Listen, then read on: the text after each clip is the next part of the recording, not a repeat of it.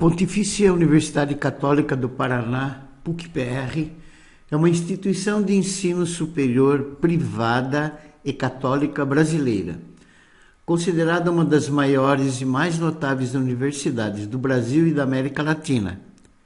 A universidade possui 63 cursos de graduação e em torno de 150 opções em pós-graduação, mestrado e doutorado. A PUC-Paraná é a primeira colocada do Paraná entre as universidades privadas no ranking universitário Folha RUF e a terceira melhor colocada em relação às instituições privadas de todo o Brasil, com 57,73 pontos, e é a 27ª colocada geral. Questão número 1 do curso de Medicina da PUC-Paraná, ano 2015. Para fazer o aquecimento de uma sala durante o inverno, uma família utiliza um aquecedor elétrico ligado a uma rede de 120 volts, de tensão, voltagem DDP 120 volts. A resistência elétrica de operação apresentada por esse aquecedor é de 14,4 ohms, então ele tem uma resistência de 14,4 ohms. Se essa família utilizar o aquecedor diariamente por 3 horas, então 3 horas cada dia, qual será o custo mensal cobrado pela companhia de energia se a tarifa for de 0,25 por kWh e considere o mês como 30 dias, e aqui estão as alternativas.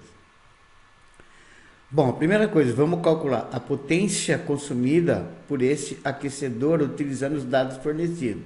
Quem são os dados fornecidos? São a tensão, a DDP U, 120 volts, e a resistência R. E a fórmula que relaciona essas duas é que a potência é U quadrado sobre R. Que vai ser U é 120 ao quadrado e o R é 14,4. 14.400 dividido por 14,4. Então, a potência desse aquecedor é de 1000 watts, que é 1 kW. Então, esse aquecedor tem uma potência de 1 kW. De novo, agora vamos calcular a energia. A forma que relaciona a potência com a energia e com o tempo é potência, é energia, no caso elétrica, pelo tempo.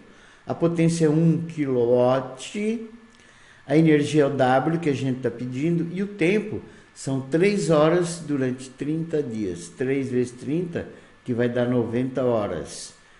Jogando esse 90 multiplicando, então a energia que esse aquecedor consome vai ser 90 kWh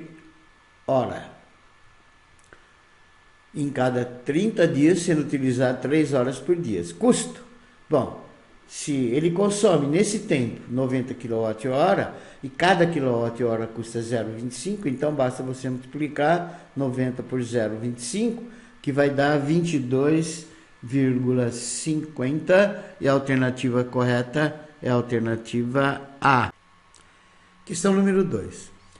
A equação de Gauss relaciona a distância focal f de uma lente esférica delgada com as distâncias do objeto P e da imagem P' ao vértice da lente. O gráfico dado mostra a ampliação, o aumento M da imagem em função da distância do objeto para uma determinada lente delgada. Então, nesse eixo aqui, tá vendo? A ampliação M, nesse eixo a distância do objeto até a lente. E aqui está a equação de Gauss, 1 sobre o foco é 1 sobre P mais 1 sobre P', P distância do objeto à lente, P', distância da imagem à lente, e está aqui a ampliação, o aumento, que é menos P' sobre P. Aí ele diz, se o objeto estiver a 6 centímetros da lente, a que distância a imagem se formará da lente e quais as suas características, e aqui estão as alternativas.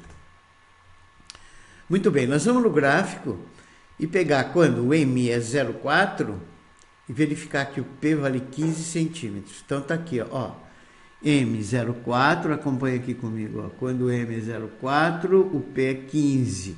Então, com esses dados, M igual a 0,4, P 15, eu vou achar o M eu vou achar, desculpa, o P'. Então, tiro o M, põe 0,4, menos P' fica, e o P é 15. Então, resolvendo, o P' vai dar menos 6 centímetros. O que significa isso? Que quando o objeto está a 15 centímetros da lente, a imagem vai estar a 6 centímetros dessa lente. Então, agora nós vamos calcular a distância focal dessa lente, que é o F. Jogando a mesma equação de Gauss. 1 sobre F é 1 sobre P mais 1 sobre P'. 1 sobre F é 1 sobre, no caso, P é 15, mais 1 sobre o P' que nós acabamos de achar, que é menos 6. Tira o mínimo, que é 30, divide pelo de baixo, multiplica pelo de cima, você vai ter que 1 sobre F é menos 3 sobre 30, de onde você tira que a distância focal dessa lente é menos 10 centímetros, e se essa distância focal é negativa, isso significa que essa lente é divergente. Então, agora continuando o exercício. Se o objeto estiver a 6 centímetros da lente, que tem uma distância focal de menos 10 centímetros, porque essa distância focal é a mesma, independente da posição do objeto e da lente. Então, nós vamos calcular a distância da imagem até a lente, o P'. Quando? Quando o P é 6 e o F é menos 10. Então, 1 sobre F, 1 sobre menos 10, é 1 sobre P, 1 sobre 6, mais 1 sobre P'. Levando para lá o 6, vai ficar menos 1 sobre 10, menos 1 sobre 6, é igual a 1 sobre P'. Tirando o mínimo, que é 30, dividindo pelo de baixo, multiplicando pelo de cima, vai ficar menos 3, menos 5 sobre 30, é 1 sobre P'. Da onde a gente tira que o P' é menos 30 sobre 8, o P' vai dar menos 3,75 centímetros. P' deu negativo, essa imagem é virtual. E lembrando que toda imagem virtual é direita. Ele quer, então, o que ele quer? Ele quer, primeiro, você tem que lembrar que a imagem fornecida pela lente divergente é sempre menor que o objeto. Lente divergente fornece imagem sempre menor que o objeto. Qualquer dúvida que você tiver nesses dados, procura em fisicaevestibular.com.br, óptica geométrica, lentes esféricas. Então, o que ele está pedindo? Ele está pedindo, primeiro, distância da imagem até a lente quando o objeto está a 6 centímetros da lente. Então, quando o objeto está a 6 centímetros da lente, a imagem vai estar a 3,75 centímetros da lente. Essa imagem ela é virtual e direita, e sempre menor que o objeto, porque a lente é divergente, e a alternativa correta é a B de bola. Terceira questão da Faculdade de Medicina do PUC do Paraná, ano 2015. A figura a seguir ilustra uma visão superior, você está olhando de cima, de uma mesa de sinuca, onde uma bola de massa 400 gramas, atinge a tabela com um ângulo de 60 graus com a normal e ricocheteia, formando o mesmo ângulo com a normal. Então está aqui a bola, ela incide, bate na tabela e volta, o ângulo que ela forma com a normal, que ele botou alfa, é os 60 graus. Então esse ângulo e esse aqui são 60 graus. A velocidade da bola, de 9 metros por segundo, altera apenas a direção e sentido do movimento, tá vendo? Essa é a direção e sentido, virou nova direção e sentido durante o choque, mas manteve o módulo, que é 9 metros por segundo. Mas esse choque durou 10 milissegundos. Mili é 10 elevado a menos 3 segundos. Aí ele diz, a partir da situação descrita acima, qual é a força média na tabela exercida pela a bola na mesa? A força que ele está pedindo é a força que a bola troca com a mesa ou a mesa com a bola. Muito bem. Primeiro vamos calcular a variação de velocidade da bola. Veja bem o que nós vamos fazer, nós vamos subtrair vetores. Então, o que significa subtrair o vetor do outro? Então, eu pego, esse é o vetor inicial, V0. Então, o que eu fiz aqui? Eu peguei, esse é o vetor V, tá vendo? Olha a direção e sentido dele aqui, ó. Aí ele tá aqui, ó. Esse é o V aqui, ó, tá vendo? Aí, o que eu fiz? Eu fiz o V0, tem essa direção e esse sentido. Esse daqui, ele tá incidindo aqui. com essa direção, esse sentido. Mas para eu subtrair o V do V0, eu pego esse daqui que eu chamei de V0, inverto o sentido, então essa seta passa para lá. Então esse daqui é o V0. Então, na realidade, eu estou somando o vetor V com o vetor menos V0 na extremidade do V, eu coloco a origem do menos V0. Fazendo isso, eu estou calculando a variação de velocidade, eu estou achando V menos V0, e quando eu somo vetorialmente, pelo método poligonal, esses dois vetores, o vetor resultante é obtido juntando o início do primeiro com o final do último. Então, esse aqui é o ΔV, a variação de velocidade da bola. Repetir de novo, esse é o ΔV, variação de velocidade da bola. Esse ângulo é 60, esse é 60, é claro que esse é 90, é o ângulo com a normal. 9 metros por segundo, 9 metros por segundo. Então, o que eu fiz? Eu peguei seno de 60, por exemplo, esse daqui, seno de 60, é cateto oposto 9 pela hipotenusa, nesse triângulo retângulo, a hipotenusa é o ΔV. Então, 160, raiz de 3 sobre 2, 9 sobre ΔV. Efetuando os cálculos, eu achei que o ΔV, e fazendo um arredondamento aqui, tá? Raiz de 3 eu botei 1,7. Então, eu achei que a variação de velocidade dessa bola é de 10,2 metros por segundo. Agora, nós vamos calcular a variação da quantidade de movimento. A variação da quantidade de movimento, que eu chamei de ΔQ, é a massa da bola vezes a variação de velocidade da bola.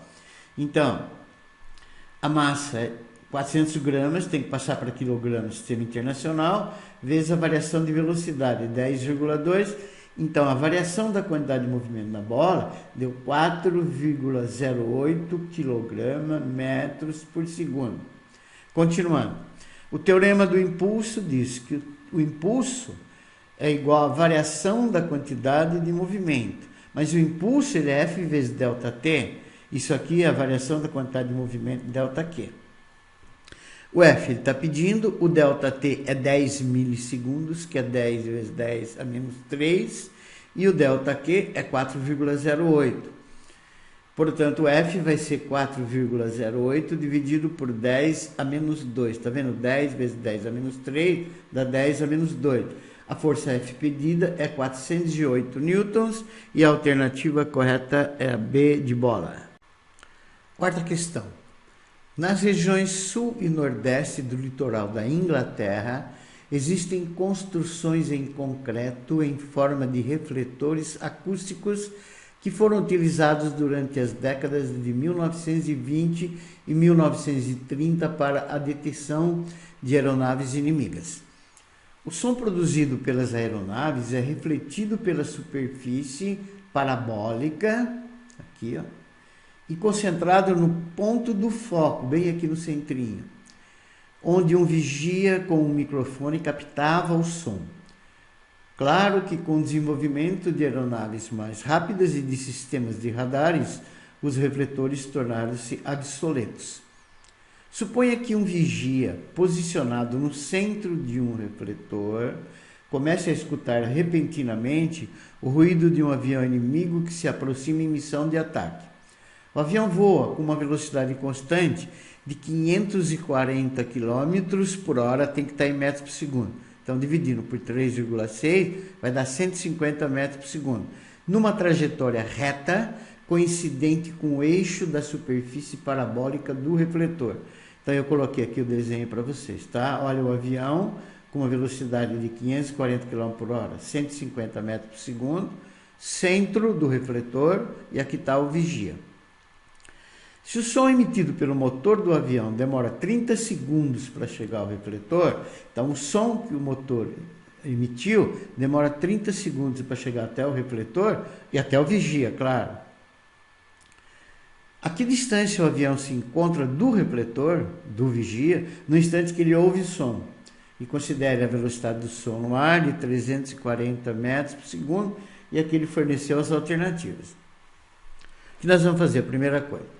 Vamos calcular a distância percorrida pelo som até chegar ao refletor, e o som viaja com uma velocidade de 340 metros por segundo, fornecido. Essa distância é D, e ele demorou 30 segundos para chegar. demorou 30 segundos. Então, veja bem, D vai ser, jogo 30 multiplicando, vai ser 10.200 metros, que vai dar 10,2 quilômetros. Então, 10,2 quilômetros é a distância percorrida pelo som até chegar ao refletor. Agora, vamos calcular a distância percorrida pelo avião nesses 30 segundos que o som demorou até chegar ao refletor. VD1 sobre T, velocidade do avião 150, D1 você não tem, o tempo é 30 segundos também. Então vai dar 4,5 km. O que eu achei? Distância percorrida pelo avião nos 30 segundos que o som demorou para chegar até lá. Então veja bem, quando o som chegou no vigia, ele percorreu 10,2 km, mas nesse caso o avião já tinha percorrido 4,5 km. Então a distância do refletor ao avião, ou do vigia ao avião, é claro que vai ser essa diferença de distância, que vai dar 5,7 km, e a alternativa correta é a alternativa C. Quinta e última questão da PUC Paraná, ano 2015, curso de Medicina. Um gás é confinado dentro de um sistema formado por um pistão e um cilindro de paredes termicamente condutoras.